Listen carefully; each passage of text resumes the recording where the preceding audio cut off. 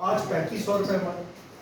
اب آلو کا اس وقت سب سے بڑا بحران یہ 10 روپے کلو اور اس سے بھی کم میں جا رہا ہے.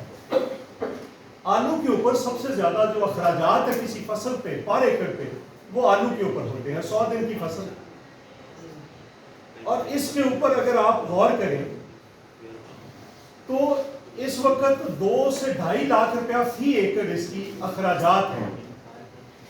اور اس وقت ٹرک کا کرایہ اور ابھی جو لاسٹ ابھی یکم کو جو اضافہ ہوا ہے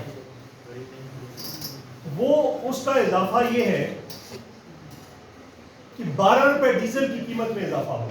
جو ٹرک قصور سے یا دیپالپور سے پشاور جاتا تھا 1 لاکھ روپے میں آپ کو 1.5 لاکھ روپے مل جا رہے ہیں. اسی طرح سے بجلی کی قیمت ہے جو انپوٹس ہیں وہ بہت مہنگی ہے. اور انپوٹس میں اگر آپ دیکھیں تو کھادیں دیکھیں, بیج دیکھیں, زرعی ادویات دیکھیں, ڈیزل دیکھیں, بجلی دیکھیں. پیپلز پارٹی کے دور میں جو ٹیوبل تھا اس کی 5 روپے فی یونٹ قیمت تھی. زرعی آلات دیکھیں. تو اس وقت انہوں نے انڈسٹری کو پیکج دیا, ہم اس کے خلاف نہیں ہیں, لیکن ہم یہ چاہ رہے ہیں کہ اس وقت زراعت کو سب سے بڑے پیکج کی ضرورت ہے. اور اگر آپ نہیں دیتے, پہلے سیلاب نے مارا ہے اور ابھی تک سیلاب کے پیسے نہیں ملے. اور میں محترمہ چیف منسٹر صاحبہ سے کہوں گا کہ وہ چیک کریں ڈی سی سے. ہم اگر عرض کریں گے تو شکایت ہوگی.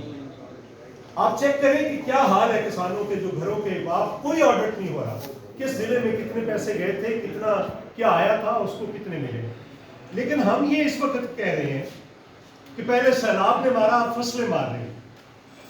گندم نے مارا, پھر مکی نے مارا, اب آلو مار رہا ہے. لوگ اگلی فصل کاشت کرنے کے لوگوں کے پاس صلاحیت نہیں ہے. کیسے کیسے کیسے کریں اور کیا کریں. اور اگر کسان مرتا ہے تو سارے مرتے ہیں. یہ بات ان حکمرانوں کو اپنے ذہن نشین کر لینی چاہیے.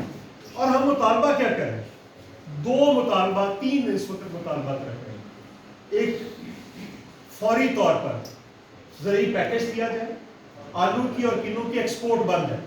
افغانستان کے راستے جاتے تھے, آپ کہہ رہے ہیں کہ متبادل راستہ اختیار کریں. کون سا؟ ایران کا. اب وہاں پہ $2000 کا ٹریلر جاتا تھا افغانستان کے راستے, جو کہ افغانستان کے ایران کے راستے جائے تو $5,000 سے $5,500 کا ہے. اس کو سبسڈائز کرے گورنمنٹ اور اس راستے کو یقینی بنائے. سمندر کے راستے جانا ہے ایران کے ذریعے, آپ نے تفتان کے ذریعے جانا ہے, وہ بھی یقینی بنائے. ہم دوسرا مطالبہ ہمارا ہے, اور یہ ایسا مطالبہ نہیں ہے جو پاکستان میں پہلے ہوا نہیں. محترمہ بینظیر بھٹو نے 89 کے اندر اپنی حکومت میں آلو خریدے تھے, اور اب بھی ہم مطالبہ کر رہے ہیں کہ موجودہ حکومت آلو پرچیز کرے, اور پھر جب ان کو حکومت ایکسپورٹ کرے اپنے ایکسپورٹ پروموشن بیورو کے ذریعے. اور محترمہ نے تو اس وقت پوچھا کہ کیا ایکسپورٹ ہوئے, انہوں نے کہا نہیں ہوئے. محترمہ نے کہا میرے کسان کو پیسے مل گئے, انہوں نے کہا مل گئے. تو انہوں نے کہا کہ سمندر میں پھینک دیں, چونکہ سمندر کی مچھلیوں کو بھی کچھ خوراک کی ضرورت ہے. سپورٹ دینی تھی اپنے کسان.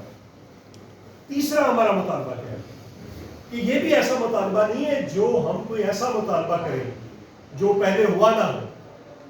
سود کو بالکل آپ نے وہاں پہ سود میں کمی کی ہے انڈسٹریل میں, ہم اس کے خلاف نہیں ہیں, لیکن یہاں پہ سود کو زیرو کریں. محترمہ بینظیر بھٹو نے 95 کی حکومت میں سود معاف کیا تھا, جس سے 10-10, 15-15, 20-20 لاکھ جو تھا وہ لوگوں کا معاف ہوا تھا. اور اس وقت پچھلا سود معاف کریں, چونکہ ساری فصلیں گئی, جیسے میں نے کہا گندم گئی, مکی گئی, آلو گیا, سیلاب نے مار دیا ہے.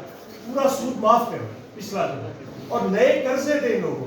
آپ بجائے اس کے کہ زرعی بینک کو پرائیویٹائز کریں, زرعی بینک کے ذریعے نئے قرضے دیں, کیونکہ کمرشل بینک زراعت کو قرضے نہیں دیتے.